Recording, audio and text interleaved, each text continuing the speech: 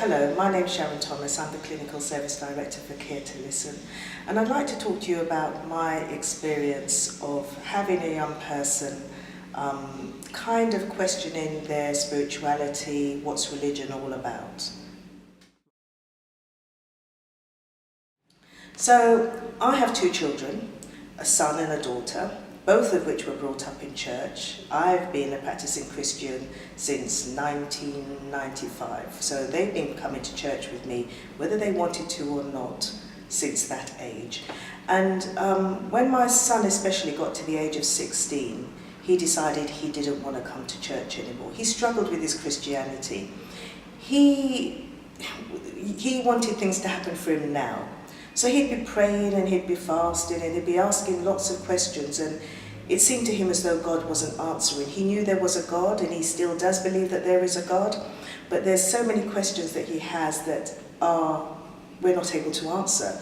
It's not everything that even I myself as a Christian and a minister am able to answer for him. So he wants the God of now.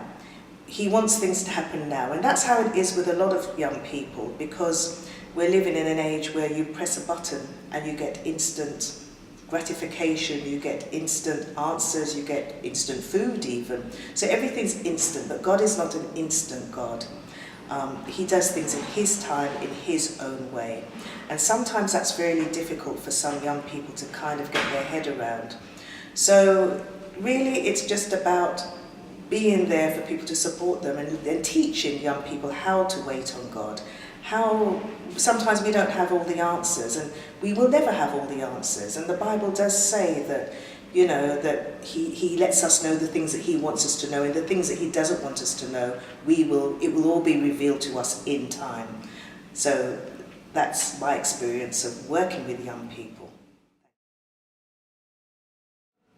This is why Wow Church and this initiative that has been set up is such a good thing, because it gives those young people an opportunity to speak to someone in a confidential, private space.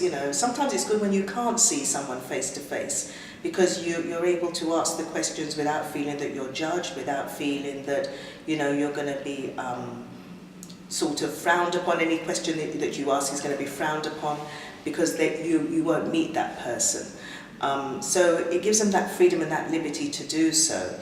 And also, there's so many of our young people that do have a faith, or that are even searching for some kind of spirituality. They're searching for something to fill the void. It's a good space and place for them to come and ask those questions.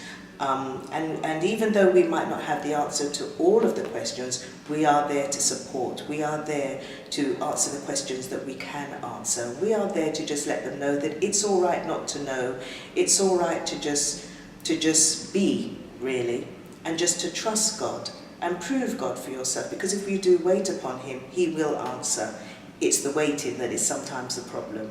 And we're there to help with the waiting.